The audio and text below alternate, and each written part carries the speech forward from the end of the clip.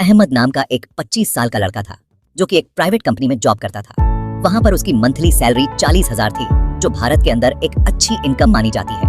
हालांकि अपनी इस इनकम से अहमद भी काफी खुश था, लेकिन उसके मन में एक डर था कि वह एक प्राइवेट कंपनी के अंदर है और यह कंपनी डिग्री से ज्यादा हुनर को प्रायोरिटी पर रखती है।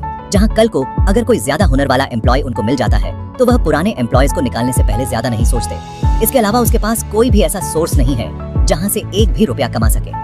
वह अहमद का वहां पर एक दोस्त था, सुमित नाम का, जो महीने के 90,000 कमाता था। सुमित उसी कंपनी के दूसरे डिपार्टमेंट में मैनेजर का रोल संभालता था। सुमित के अंदर एक खास बात यह थी कि उसमें हुनर काफी ज्यादा था और इससे वह हर टाइम काफी कॉन्फिडेंट नजर आता। उसे देखकर ऐसा लगता कि मानो उस पर किसी भी तरह का प्रेशर नहीं है। ऑफिस में सबसे ज्यादा अगर कोई चिल माइंडेड इंसान था तो वह सुमित ही था। अब एक दिन सुमित कॉफी लेने के लिए कैंटीन में जाता है एंड वहां पर वो देखता है कि अहमद किसी गहरी सोच में बैठा हुआ है। सुमित अपनी कॉफी लेकर अहमद के पास ही बैठ जाता है एंड उससे पूछता है कि अहमद इतनी गहरी सोच में क्यों भाई, कोई प्रॉब्लम हो गई क्या? अहमद बोलता है कि यार सुमित क्या बताऊं, मैं डर में जी रहा हूँ। डर किस बात का डर? सुमित, तुम्हें तो पता ही है इस कंपनी के जो ओनर हैं वो कितने स्ट्रिक्ट हैं। वो छोटी सी गलती पर भी जॉब तक से निकाल देते हैं एंड गौर ना करें।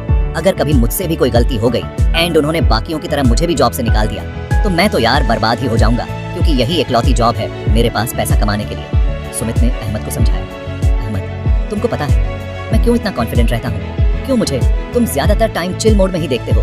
क्यों सुमित बताओ मुझे, क्योंकि जिस डर में तुम आज हो इस डर को मैं काफी टाइम पहले बहुत पीछे छोड़ चुका हूँ। मतलब मैं समझा नहीं। देखो तुम्हारे डर की मेन वजह क्या है कि ये जॉब तुम्हारा एक लौता इनकम सोर्स है, बट मेरे साथ में ऐसा नहीं है। मैं ऑलरेडी अपने लिए इतने एसेट्स क्रिएट कर चुका हूँ कि अब मुझे जॉब सिक्योरिटी की भी टेंशन नहीं है, क्योंकि इन एसेट्स की वजह से अब मेरी मल्टीपल जगहों से इनकम आ रही है। एसेट्स, ये क्या होता है अहमद? एसेट्स वो चीजें होती हैं जो तुमको पैसा कमा कर देती हैं। जैसे तुम्हारे केस में तुम्हारी ये नौकरी, बट प्रॉब्लम ये है कि तुम्हारे पास सिर्फ यही एक एसेट है। नहीं, अगर ऐसा है तो मेरे पास एक और एसेट है, मेरा बैंक अकाउंट, क्योंकि वहाँ पर मेरा पैसा हर साल 4% से ग्रो हो रहा है, वो भी मेरी बिना इन्वॉल्वमेंट के। ये है ना मेरे लिए एसेट अहमद, ऐसा तुमको लग रहा है, बट अगर तुमने अपना बचा हुआ सारा का सारा पैसा बैंक में रख रखा है तो वह तुम्हारे लिए एक एसेट नहीं, एक लायबिलिटी है जो तुम्हारा लॉस करा रही है। देखो एक सिंपल सी कैलकुलेशन से मैं समझाता हूँ। तुमको तुम्हारा बैंक तुमको हर साल 4% इंटरेस्ट दे रहा है, यानी अगर तुम्हारे बैंक अकाउंट में RS 1 लाख हैं तो 8 साल के बाद तुमको उन पर 0,000 मिलेंगे। बट इधर अगर तुम महंगाई को देखो तो यहाँ पर हर साल 7 से लेकर 9 पर तक का जमा रहा है। यानी इस साल अगर तुम्हारे राशन पानी और जरूरत की चीजों की कीमत अगर RS 1 लाख है तो अगले साल तुमको इतने ही राशन पानी और जरूरत की चीजों के लिए लगभग 1,80,000 रुपए चाहिए होंगे। तो अब तुम समझो, इनडायरेक्टली तुम्हारे बैंक के अंदर उन पैसों की वैल्यू बढ़ नहीं रही, उल्टा कम होती जा रही है। हाँ, ये तो मैंने सोचा ही नहीं, लेकिन अब तुम ही बताओ सुमित, मैं और कौन कौन से एसेट्स क्रिएट करूं जिससे मुझे भी तुम्हारी तरह अलग अलग जगहों से रेगुलर इनकम आती रहे। देखो मैं तुमको वो एसेट्स बता देता हूँ जो मैंने खुद के लिए बनाए हुए हैं। इन्हीं में से तुम डिसाइड कर सकते हो कि तुम्हारे लिए कौन सा बेस्ट है। मेरे पास अभी के टाइम में 4 एसेट्स हैं जहां से मुझको फाइनेंशियल तौर पर या तो रेगुलर इनकम आ रही है या इनकम बढ़ाने के रास्ते खुल रहे हैं। एंड इसमें सबसे पहला एसेट है मेरी एजुकेशन। सालों पहले जब मेरी इस कंपनी में ज्वाइनिंग हुई थी तो मुझे भी इस बात का अंदाजा था कि शायद यह जॉब मेरे फ्यूचर के लिए 100% सिक्योर नहीं है। तो मान लो मेरी भी वही कंडीशन थी जो आज तुम्हारी है, बट कुछ ही टाइम के अंदर मैं समझने लग कि अगर मुझे यहाँ पर लंबे टाइम तक टिके रहना है तो मुझे अपनी स्किल्स के अंदर सबसे बेस्ट होना पड़ेगा। यहाँ पर मेरा सबसे पहला काम सेल्स एग्जीक्यूटिव का था, जहाँ मुझे कंपनी के लिए पर डे के हिसाब से सेल्स निकालनी थी। अब उस टाइम मेरे साथ में जितने भी कलीग्स बैठे हुए थे वो सेल्स निकालने के लिए वही पुराने घिसे पीटे तरीके अपना रहे थे। तो मैंने यहाँ पर इनको फॉलो करने की जगह अपने नए तरीके इजाद किए, जिनके लिए मुझे कुछ बुक्स और कुछ कोर्सेज बाय करने पड़े। डेफिनेटली यहाँ मेरा पैसा तो खर्च हुआ, लेकिन मुझे ये क्लियर था कि मेरी इन्वेस्टमेंट मेरे लिए आगे चलकर एक एसेट की तरह काम करेगी, और सच में ऐसा हुआ भी। उन बुक्स और कोर्सेज को अच्छे से सीख लेने के बाद मैं ह्यूमन साइकोलॉजी से लेकर पर्सुएजन, स्टोरी टेलिंग, एम्पैथी, नेगोशिएशन, इन सब चीजों को इतनी सफाई से यूज करने लगा कि सामने वाले के पास कोई रीजन ही नहीं बचता था कि वह क्यों हमारा प्रोडक्ट ना खरीदे। एंड इसी के चलते मैं अपने बाकी सारे कलीग से कई ज्यादा सेल्स निकाल पाता था। तुम यकीन नहीं करोगे, बट मेरा 1 साल के अंदर 3 बार प्रमोशन हुआ था। एंड आज तो तुम मेरी पोजीशन और सैलरी देख ही रहे हो। अभी भी अगर मुझे लगता है कि मुझे कुछ और भी सीखना चाहिए तो वहाँ मैं खुद पर इन्वेस्ट करने से पहले ज्यादा नहीं सोचता, क्योंकि ओवर द टाइम वहाँ पैसा लगाना मेरी ग्रोथ में ही काम आता है मुझको। सो यह था मेरा पहला एसेट। अगला एसेट जो मुझे पैसा बना कर देता है वह है घोस्ट रेंटिंग। अहमद ने हैरान होकर पूछा, क्या तुम भूतों से किराया लेते हो? अरे नहीं, मैं समझाता हूँ तुमको। ये क्या है? देखो, तुमको भी पता है कि अगर तुम्हारे पास कोई स्पेस है, कोई हॉल या कोई घर वगैरह है, तो तुम उसको रेंट पर देकर अच्छे पैसे कमा सकते हो। बट रेंट पर देने के लिए एक अलग घर खरीदना, इसको हर कोई अफोर्ड नहीं कर सकता। And to be very honest, मेरे पास भी फिलहाल इतने पैसे नहीं है कि 5-60 लाख लगाकर मैं कोई दूसरा घर खरीद सकूं। मेरी तो टोटल सेविंग्स ही 10 लाख की थी, जो मैंने लगभग 2 सालों में जमा की थी। लेकिन फिर भी मैं रेंटल इनकम कमा रहा हूँ। पर कैसे? अहमद ने बड़ी हैरानी से पूछा। देखो, इंडिया की पॉपुलेशन पिछले कुछ सालों में बहुत तेजी से बढ़ रही है। एंड आज तो हम पॉपुलेशन के मामले में पहले नंबर पर आ चुके हैं। एंड इसी को देखते हुए मुझे यह सालों पहले ही अंदाजा लग गया था कि आने वाले टाइम में रियल एस्टेट की डिमांड काफी बढ़ने वाली है। लोगों को रहने के लिए घर चाहिए होंगे, जगह चाहिए होगी। बट अगेन, हर कोई अपना खुद का घर अफोर्ड नहीं कर सकेगा। तो मेरे और मेरे 4 कलीग्स ने मिलकर 10 लाख अरेंज किए एंड 25 लाख की इन्वेस्टमेंट में एक जमीन लेकर उस पर 5 मंजिला फ्लैट तैयार करवा दिया। वह फ्लैट जब पूरी तरह बनकर तैयार हो गया तो उसके हमने हर एक फ्लोर को Rs 13,000 मंथ के हिसाब से रेंट पर देना शुरू कर दिया। अभी लगभग 6 साल बाद मैं उस रेंटल इनकम से Rs 9,36,000 रुपए रिकवर कर चुका हूँ। एंड अगले साल में इस फ्लैट के साथ साथ इसकी पूरी इन्वेस्टमेंट रिकवर कर चुका होगा। फिर इसके बाद इसकी रेंटल इनकम एज प्रॉफिट मेरे पास आएगी।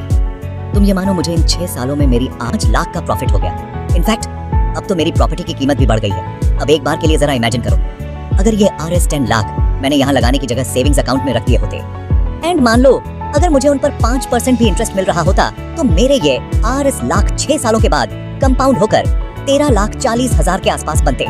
मतलब Rs 10 लाख पर Rs 3,40,000 देख रहे हो, आधे से भी कम। तो इसीलिए ये रेंटल इनकम मेरा दूसरा बड़ा एसेट है। मेरा अगला एसेट जो मैंने अभी हाल ही में बाय किया है, वह है एक लिमिटेड एडिशन गोल्ड वॉच, जो कि Rs 5 लाख की है। अहमद ने फिर से सुमित को टोक दिया। अब यह तुम्हारे लिए एसेट कहाँ से हुआ? अरे यहाँ तो तुमने पैसे बर्बाद कर दिए, तुम तो शो ऑफ कर रहे हो। मेरी घड़ी देखो, 250 की है, पर टाइम वही बताती है। अहमद 3 इडियट, मैंने भी बहुत बार देखी है, ये डायलॉग मुझे भी पता है। बट इस घड़ी को लेने का पर्पस मेरा शो ऑफ करना नहीं है। मेरा सीधा पर्पस इस घड़ी के थ्रू प्रॉफिट कमाना है। अच्छा, वो कैसे? देखो, मैंने इसको इसलिए बाय किया है क्योंकि ये घड़ी गोल्ड से बनी है और गोल्ड के दाम हर साल 10 से 11% से इंक्रीज हो रहे हैं। तो इस 5 लाख की घड़ी को अगर मैं अगले 5 साल भी अपने पास रखता हूँ, तो उस वक्त मेरी इस घड़ी की वैल्यू कंपाउंड इंटरेस्ट लगाकर लगभग 8,42,000 के आसपास होगी। एंड दूसरा, यह एक लिमिटेड एडिशन वॉच है जो काफी रेयरली लोगों के पास मिलेगी। तो इससे इस घड़ी की वैल्यू और भी ज्यादा बढ़ जाती है। तो यह कमोडिटी तुम मान सकते हो। मेरा अगला बड़ा एसेट है जो फ्यूचर में मुझे मेरी इन्वेस्टमेंट पर काफी अच्छा प्रॉफिट देगा। अहमद ने सुमित से पूछा। सुमित, एक बात बताओ, अभी तुम्हारी सैलरी अभी 9 रुपए है, ये आपको रेंटल इनकम आती है, टोटल होते हैं 1,03,000। इनमें तुम घर के खर्चे निकालने के बाद फिर भी बहुत पैसे बचा सकते हो। बट इससे पहले जब तुमको रेंटल इनकम नहीं आती थी, तो तुमने Rs 10 लाख 2 साल में जमा कैसे कर लिए? तुम घर का खर्च कैसे उठाते थे?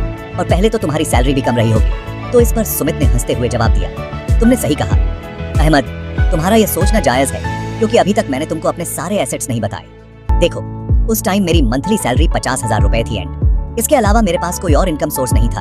बट जैसा कि मैंने तुमसे कहा, सालों पहले तुम्हारी तरह ही मेरे मन में भी डर था। यही माइंड में चलता रहता था कि बस यही इनकम सोर्स है। मेरे पास किसी वजह से अगर ये बंद हो गई तो क्या होगा मेरा? बट क्योंकि मैं खुद को एजुकेट करने के लिए कई अलग अलग बुक्स खरीदता था, तो वहीं से ही मुझे एसेट बिल्डिंग का ये कॉन्सेप्ट समझ में आया। तो मैंने फिर बिना ज्यादा फालतू से खर्च किए इसकी तैयारी जॉब लगने के दूसरे साल ही शुरू कर दी थी। मैंने जैसे तैसे उन 1-2 सालों में Rs 3 लाख इकट्ठा किए एंड अपने किसी जानने वाले से एक सेकंड हैंड ऑन्टो खरीद लिया। ये मैंने पर्पसली किया था क्योंकि मेरा एक पड़ोसी था समीर नाम का, जो उस टाइम पर बेरोजगार था, बट वह ऑन्टो चलाना जानता था। तो उसे मैंने अपने इस ऑन्टो को रेंट पर चलाने के लिए दे दिया। वह मुझे एक दिन के हिसाब से Rs 700 रुपए देता था, जो महीने के बनते हैं लगभग Rs 21,000। हालांकि बीच बीच में उस ऑटो के अंदर कुछ एडिशनल खर्चे भी होते थे, बट फिर भी मेरी बिना किसी इवॉल्वमेंट के मैं ऑन एन एवरेज Rs 18,000 तो वहां से कमा लिया करता था। तो उस टाइम मेरी एक महीने की कमाई 50,000 नहीं बल्कि 50,000 प्लस 18,000 थी, जिसे मैं इतने कम टाइम में काफी पैसे सेव कर पाया। वैसे आज भी मेरी इन्वेस्टमेंट पर 2 ऑटो चल रहे हैं, जिनका पर डे रेंट बढ़ाकर मैंने Rs 1,000 किया हुआ है। तो एडिशनल खर्चे काट पीट कर मैं ऑन एन एवरेज मंथली वहां से Rs 50,000 निकाल रहा हूँ। अब ओवरऑल इन सब एसेट्स का अगर मैं निचोड़ निकालूं तो मंथली कमाई मेरी 90,000 नहीं बल्कि 2 लाख के आसपास है, और वह भी अलग अलग जगहों से। एंड आगे यह कमाई और भी ज्यादा बढ़ने वाली है। इसी वजह से मैं तुमको इतना चिल दिखाई देता हूँ, क्योंकि देखो अगर हमारे माइंड में ये होता है कि हम फाइनेंशियली ई एक्सप्रेस वीडियो आपको भी काफी अच्छे से समझ आई होगी एंड पता चला होगा कि पैसे बर्बाद करने की जगह अगर उसको सही जगह में लाकर उससे एसेट्स क्रिएट किए जाएं तो ऐसा करना आपको फाइनेंशियल तौर पर बहुत ही ज्यादा ग्रो कर सकता है। यह वीडियो अगर आपको पसंद आई हो तो इसको लाइक जरूर कर देना।